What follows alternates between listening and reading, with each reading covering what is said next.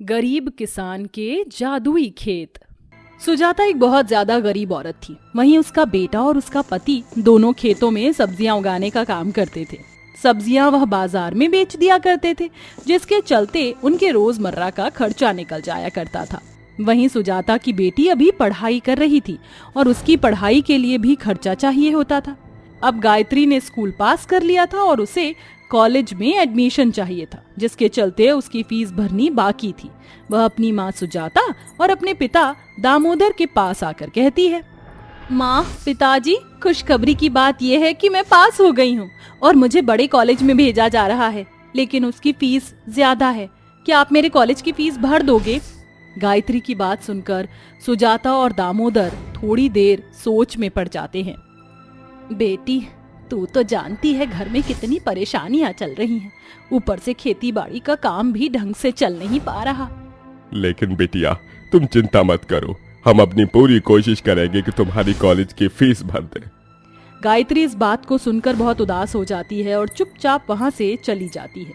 वहीं पूरे दिन मेहनत करने के बाद रचना और सागर खेतों से वापस घर लौट आते हैं। राम दुलारी, लगता है आज तुझे भूसा नहीं दिया गया। रुक जा, मैं लेकर आती हूँ। रचना सुजाता की बहू थी और राम दुलारी उसकी प्यारी गाय।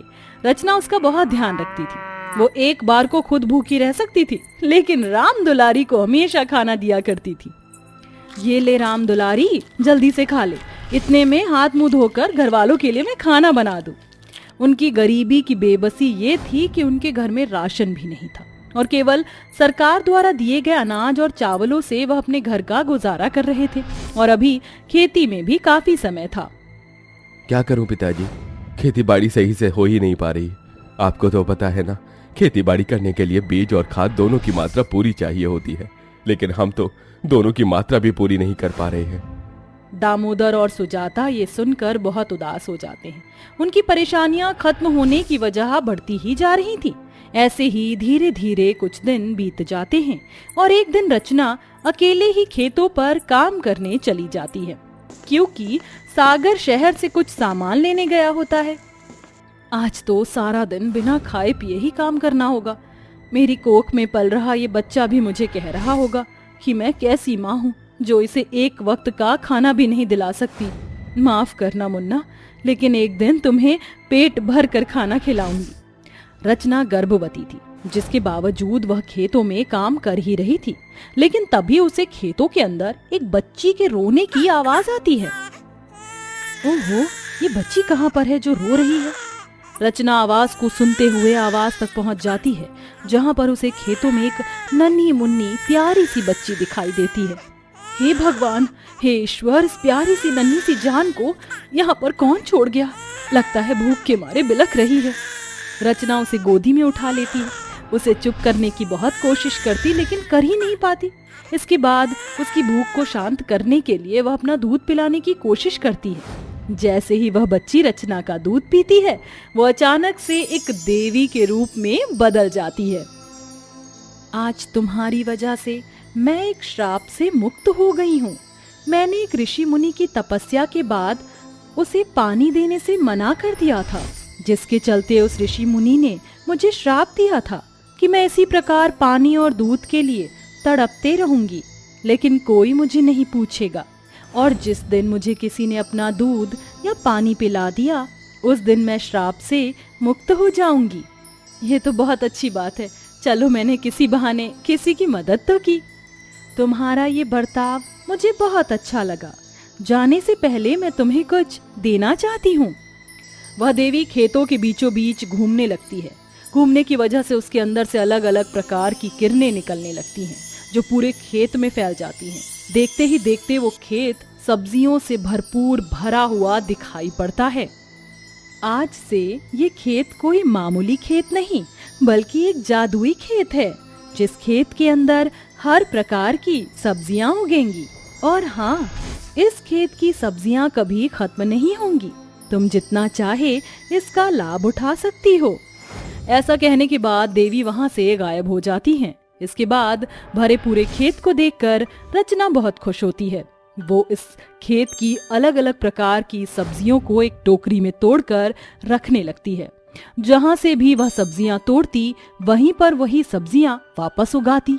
जैसे गोभी तोड़ने पर गोभी दोबारा हो जाती, बैंगन तोड़ने पर बैंगन हो जाते, वहीं टमाटर तोड़ने पर टमाटर उग जाता। ये देख रचना बहुत खुश होती है और खुशी खुशी सब्जियां लेकर अपने घर पहुंच जाती है। अरे बहू, इतनी सारी सब्जियां कहाँ से लेकर आई है तू? ये तो बहुत ही हरी भरी सब्जियां हैं। रचना बहुत खुश होकर अपने पूरे परिवार को देवी के बारे में बताती है, जिसे सुनकर किसी को भी यकीन नहीं होता। रचना सभी को अपने साथ खेत पर ले आती है। हर प्रकार की सब्जियों से भरपूर खेत को देखकर दामोदर, सागर, सुजाता, गायत्री और रचना के बेटे राजू की आंखें चकाचौंध हो जाती हैं। अरे वाह, यह तो एक जादुई खेत है। यह तो किसी सपने से कम नहीं। गायत्री की नजर रसीले टमाटर के ऊपर पड़ती है। जैसे ही गायत्री एक टमाटर तोड़ती, वहां अचानक से दूसरा टमाटर उग जाता। देखा आप लोगों ने, जहां से भी कोई सब्जी तोड़ो वहां सब्जी दोबारा से उग जाती है। ये मामूली खेत नहीं बल्कि जादुई खेत हो गया है। अच्छे लोगों के साथ हमेशा अच्छा ही होता है। ये तो हमारी बहू रचना की अच्छाई का फल है जो हम सभी को मिला है। अब तो हम सभी की किस्मत खुल जाएगी। दादी, क्या मैं इस गाजर को तोड़कर खा सकता हूँ? ये बहुत स्वादिष्ट लग रही है। राजू के कहने पर सागर उसे गाजर तोड़कर देता है। राजू उस गाजर को बहुत ही स्वाद से खाता है। अब उन गरीब परिवार के पास अपना खुद का एक जादुई खेत होता है, जिसकी सब्जियां तोड़कर वह अपने गांव के बाजार और शहर में बेचना शुरू कर देते हैं। जहां तो वह दिन में अपने गुजरे लायक पैसा कमा लिया करते थे, अब वह हरी भरी सब्जियों से दिन का 10 गुना कमा लेते हैं। जब हफ्ते में मैं एक बार शहर में सब्जियां बेचने जाता था तो मुश्किल से 200 रुपए या फिर 300 रुपए ही कमाया करता था। लेकिन आज देखो, आज मैंने उन सारी ताजी सब्जियों के ढेर सारा पैसा कमाया है, इतना जितना हमने एक महीने में भी नहीं कमाया होगा। ये तो बहुत अच्छी बात है। कम से कम अब हमारी परेशानी तो ठीक हो जाएगी। जादुई खेत की मदद से गायत्री को कॉलेज में एडमिशन मिल जाता है। राजू का एडमिशन प्राइवेट स्कूल में हो जाता है। सागर अपनी खुद की एक सब्जियों की बहुत बड़ी दुकान खोल लेता है और वहीं रचना उसके साथ सुजाता दोनों मिलकर जादुई खेत का ध्यान रखना शुरू कर देते हैं। वो दोनों मिलकर खेतों से सब्जियां तोड़ते हैं तो वहीं दामोदर और सागर उन्हें बाजारों में बेच दिया करते थे। कितना गोल मटोल बैगन है, इसको देखकर तो इसका भरता बनाने का मन कर रहा है। इसको तोड़ लेती हूँ। सुजाता के बैगन तोड़ते ही वहां पर एक नया बैगन उग जाता है। सुजाता ये देखकर बहुत खुश होती है। जहां तो उनके घर में खाने का एक दाना तक नहीं था, अब उनके खेत में हर तरीके की सब्जियां थी, जिनकी मदद से वो जो खाना चाहते वही बना लेते। इसी प्रकार अब वह जादुई खेत की मदद से हंसी खुशी अपने जीवन में जीने लगते। गजेंद्र अपने ऑफिस में बैठा होता है, तभी अचानक से उसकी तबीयत खराब हो जाती है, जिसके चलते वो अपने मैनेजर को बुलाता है। रूपक, जल्दी से एम्बुलेंस और मेरी बेटी को कॉल करो। हाँ। रूपक एम्बुलेंस और उसकी बेटी वेरोनिका को कॉल करता है।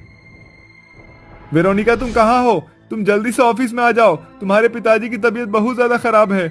मैंने एम्बुलेंस को तो कॉल कर दिया है, लेकिन अभी तक एम्बुलेंस आई नहीं है। तुम जितनी जल्दी हो सके ऑफिस में आ जाओ। वेरोनिका ये सुनते ही बहुत ज्यादा परेशान हो जाती है और अपनी कार में बैठकर सीधा ऑफिस आ जाती है, जहां वो अपने पापा को बीमार कुर्सी पर पड़े हुए देखती है। डैड, आपको कुछ नहीं होगा, बस थोड़ी सी शांति रखिए। वेरोनिका एम्बुलेंस में लिटाकर अपने पिताजी को अस्पताल ले जाती है, जहां डॉक्टर उनका चेकअप करने के बाद वेरोनिका के पास आकर कहते हैं, वेरोनिका, वेरोनिका ये कहते हुए मुझे बहुत अफसोस हो रहा है, लेकिन अब तुम्हारे पिताजी के पास बहुत ज्यादा समय नहीं है, सिर्फ कुछ ही घंटे बचे हैं। तुम चाहो तो जाकर आखिरी बार उनसे बात कर लो। ये सुनते ही वेरोनिका की आंखों में से आंसू आ जाते हैं और वो रोते हुए अपने पिताजी के पास जाती है। ऐसा क्यों हो रहा है मेरे साथ? पिताजी, पहले बचपन में माँ मुझे छोड़कर चली गई और अब आप मेरा साथ छोड़कर जा रहे हो।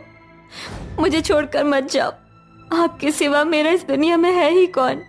वेरोनिका को रोते हुए देखकर गजेंद्र भी रोने लगता है और वो रोते हुए कहता है, वेरोनिका, भगवान की दुआ से तुम्हारे पास किसी भी चीज की कोनो कमी नहीं है।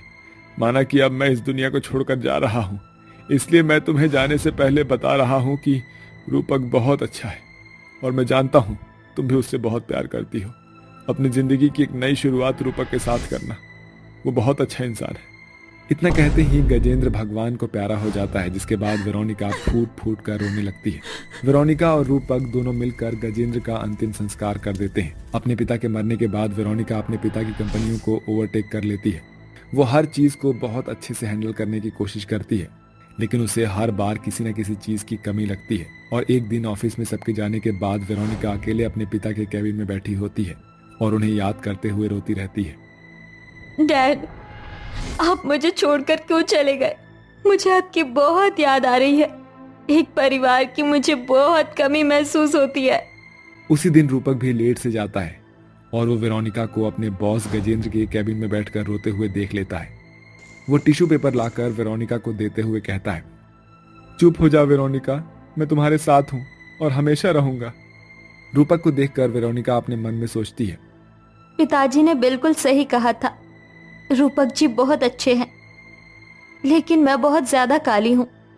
पता नहीं उन्हें मैं पसंद आऊंगी या नहीं, लेकिन आज मुझे अपने दिल की बात कह देनी चाहिए। क्या हुआ, क्या सोच रही हो? चलो मैं तुम्हें तुम्हारे घर छोड़ देता हूँ। रूपक जी, पिताजी के जाने के बाद मैं बहुत अकेली हो गई हूँ, और आप तो जानते ही हो कि मैं आपसे कितना प्यार करती हूँ। क्यों ना अब हम लोग शादी कर ले, इससे मुझे परिवार की कमी महसूस नहीं होगी। रूपक इस बात से बहुत ज्यादा खुश होता है। वो वेरोनिका से शादी के लिए तैयार हो जाता है। अगले दिन रूपक वेरोनिका से शादी करके उसे अपने साथ अपने घर ले आता है। आओ वेरोनिका, वेरोनिका, ये मेरी माँ सविता देवी है और इनसे मिलो। ये मेरी बड़ी भाभी कंचन है और ये मेरी छोटी बहन और छोटा भाई राधिका और रोहन है। इतने बड़े परिवार को देखकर वेरोनिका की आंखों में आंसू आ जाते हैं, लेकिन तभी गुस्से से सविता कहती है, रूपक, मुझे तेरा ये मजाक बिल्कुल अच्छा नहीं लगा बेटा। अरे कहाँ से उठाकर लेकर आया है इस काले कोयले को? जहाँ से भी लेकर आया है इसे वापस ले जा। ये इस घर की बहू बनने के लायक नहीं है। ये सुनकर वेरोनिका को बहुत बुरा लगता है, लेकिन तभी कंचन अपनी सास के कानों में कहती है, लोग तो कुल्हाड़ी पर पैर मारते हैं, लेकिन आप तो खुद पर आई धन लक्ष्मी के ऊपर लात मार रही हो। आपको पता है ये लड़की कौन है? ये वही लड़की है जिसकी कंपनी में रूपक काम करता है। अरे बहुत अमीर है ये। हमारे तो सौभाग्य ही खुल गए। वेरोनिका के अमीर होने का पता लगते ही सविता उससे बहुत प्यार से बात करती है और उसका गृह प्रवेश करती है। रूपक को छोड़कर उसका पूरा परिवार बहुत लालची था। पहले दिन से ही कंचन, सविता और राधिका का लालचपन शुरू हो जाता है। अरे वो तुम्हारे गले का नेकलेस तो बहुत सुंदर है वेरोनिका। जेठानी जी, अगर आपको ये पसंद है तो आप इसे रख लीजिए। वेरोनिका सोने और हीरों का नेकलेस ऐसे ही उतार कर अपनी जेठानी को दे देती है। तभी राधिका की नजर वेरोनिका की अंगूठियों के ऊपर पड़ती है और वो उसकी तारीफ करने लगती है। वेरोनिका अपनी हाथों की अंगूठी भी अपनी ननद को दे देती है।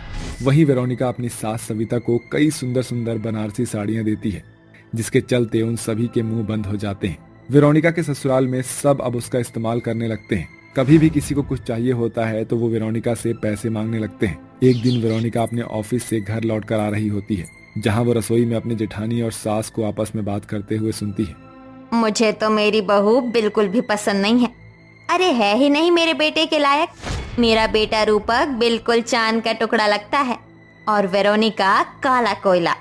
सही कहा माँ जी, इतनी काली कलूटी है कि क्या ही बताऊं। लेकिन फर्क भी क्या पड़ता है, काली के साथ साथ अमीर भी तो है। जब से आई है हमारे सारे शौक पूरे हो रहे हैं।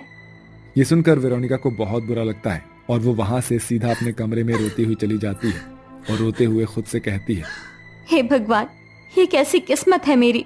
एक परिवार मिला, वो भी मुझे इस्तेमाल कर रहा है। पहले मेरे साथ बुरा कम हुआ था क्या, जो दोबारा से वही हो रहा है। जब मेरी जिंदगी में मेरी माँ नहीं थी तो मेरे रिश्तेदार मेरा इस्तेमाल करते थे। जो दोस्त बने वो सिर्फ मेरी अमीरी को देखकर मेरे साथ रहे। इस पूरी दुनिया में रूपक जी के जितना प्यार करने वाला कोई है ही नहीं। वेरोनिका अपनी किस्मत को लेकर रो रही होती है कि तभी उसका देवर रोहन उसके पास आता है और कहता है, भाभी जी, दरअसल आज मेरे दोस्त का बर्थडे पार्टी है और उसको देने के लिए मेरे पास कुछ भी नहीं है। क्या आप मुझे कुछ पैसे दे सकती हो? रोहन इतना कहता ही है कि तभी राधिका वहां पर आती है और वेरोनिका से कहती है, देखो भाभी, मेरी ड्रेस फट गई है। अब मुझे एक नई ड्रेस चाहिए। बताओ, मुझे कब दिलवा कर ला रही हो? अपने देवर और अपनी ननद को ऐसा कहते हुए देख वेरोनिका को बहुत तेज से गुस्सा आता है और वो गुस्से में अपने सारे प्रॉपर्टी के पेपर निकालती है और उन पर सिग्नेचर करने लगती है, जिसके बाद वो सारे पेपर्स लेकर अपनी सास और जेठानी के पास पहुंच जाती है। इस घर में मेरी इज्जत सिर्फ इतनी है कि मैं एक अमीर बाप की बेटी हूँ, बाकी तो मैं बहुत ज्यादा काली और बदसूरत हूँ। यहाँ तक कि मैं रूपक जी के लायक भी नहीं हूँ। माँ जी, मैंने इस परिवार को हमेशा से अपना समझा था, लेकिन आप लोगों ने हमेशा से मुझे उल्टा सीधा और बहुत बुरा बुरा कहा, लेकिन हमेशा मैं ये सब सहन करती आई, लेकिन मुझसे नहीं होता। अब आप लोगों को पैसे ही चाहिए थे ना, ये लीजिए, मैंने अपना सारा पैसा और सारी प्रॉपर्टी आप लोगों के नाम कर दी है। अब आप लोगों को किसी भी चीज की कमी नहीं होगी, लेकिन आज के बाद मैं इस घर में नहीं रहूंगी। मैं घर छोड़कर हमेशा के लिए जा रही हूँ। वेरोनिका अपनी प्रॉपर्टी के सारे पेपर और सारी वसीयत अपनी सास और जेठानी के नाम करके वहां से जाने वाली होती है कि तभी सविता और कंचन को अपनी गलती का एहसास होता है और वो दोनों उसे रोक लेती है। हमें माफ कर दो वेरोनिका, हमसे बहुत बड़ी गलती हो गई। हमने अभी तक तुम्हारा बहुत इस्तेमाल किया, हमने तुम्हारी फीलिंग्स की कभी कदर नहीं की। तुमने मुझे हमेशा से बड़ी बहन का दर्जा दिया, जो कहा वही दिलाया, और बदले में मैंने तुम्हें क्या दिया? कुछ नहीं, ऊपर से उल्टी सीधी बातें तुम्हारे लिए कही। मुझे ऐसा नहीं करना चाहिए था। आज मुझे अपनी गलती का पछतावा हुआ है। हो सके तो अपनी जेठानी को माफ कर देना वेरोनिका। एक साथ सभी लोग वेरोनिका से माफी मांगते हैं। ये देखकर वेरोनिका को बहुत बुरा लगता है और वो सबको माफ कर देती है, जिसके बाद पूरा परिवार वेरोनिका के साथ बहुत अच्छे से रहने लगता है। उसकी हर एक बात को सुना जाता है और उसे इज्जत भी दी जाती है। ये सब देखकर वेरोनिका बहुत खुश होती है और वो अपने ससुराल में खुशी खुशी रहने लगती है।